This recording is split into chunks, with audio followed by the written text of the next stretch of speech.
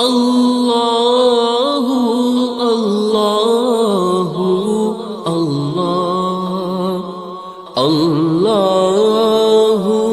نماز ایک لذت والا کام ہے، نماز ایک ذوق والا کام ہے۔ پتہ ہے بہت سارے لوگ بے چین کیوں ہیں؟ نماز وجود کی ضرورت ہے۔ جب لوگ نماز نہیں نہ پڑھتے، اللہ تعالیٰ نے وجود کے اندر روٹی کی خواہش رکھی ہے، پانی کی خواہش رکھی ہے، نیند کی خواہش رکھی ہے، تو جس کو رب نے پیدا کیا اس کے وجود میں عبادت کی جگہ بھی رکھی ہے۔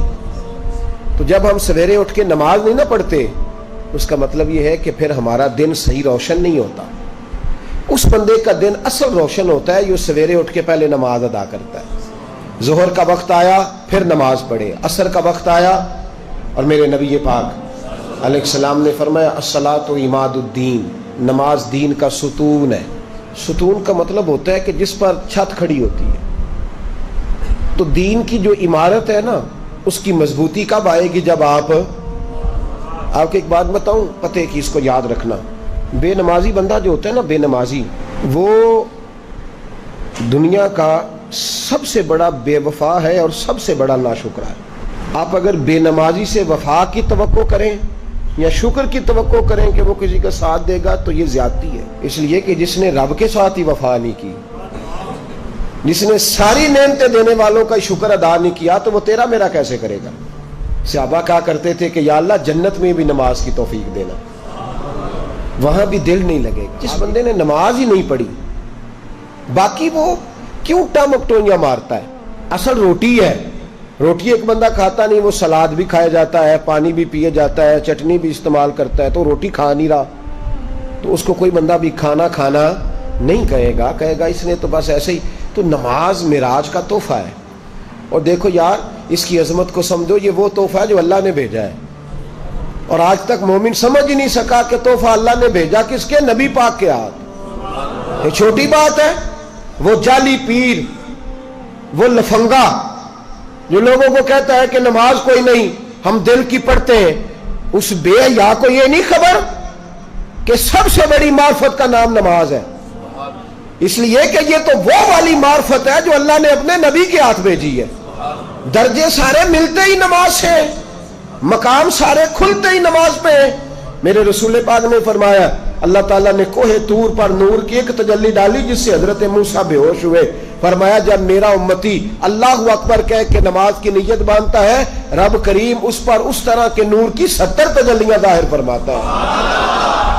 آپ یقین کریں، جب اعلیٰ مقاصد کی بات ہوتی ہے تو میں ڈر جاتا ہوں۔ میں کہتا ہوں میں اس قوم سے کیا کہوں کہ جہاد کرنا ہے، افغانستان کے بچوں کو بچانا ہے جو ابھی تک نمازی نہیں ہو سکی، جس سے آج تک ہم نماز کی پابندی نہیں کرا سکے، وہ قوم دین کا بول بالا کرے گی؟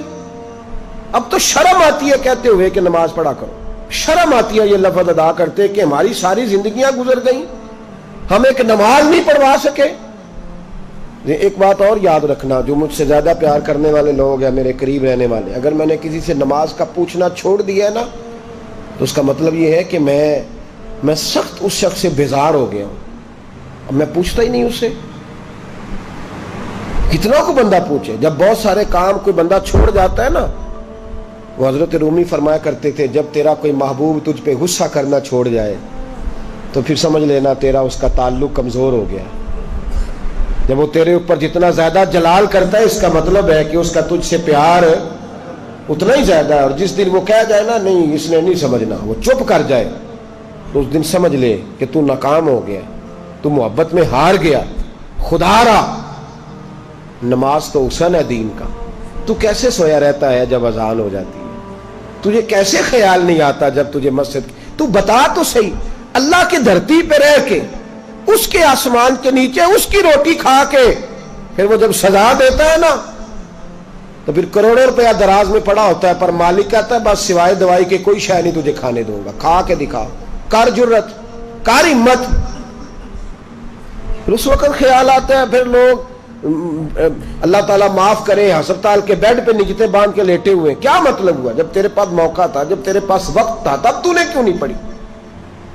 بے نمازی اتنا بڑا ظالم ہے کہ وہ اللہ تبارک و تعالیٰ کی ساری نعمتیں کھاتا جاتا ہے، ہڑپ کرتا جاتا ہے، اور اس کے حکم کی پیروی نہیں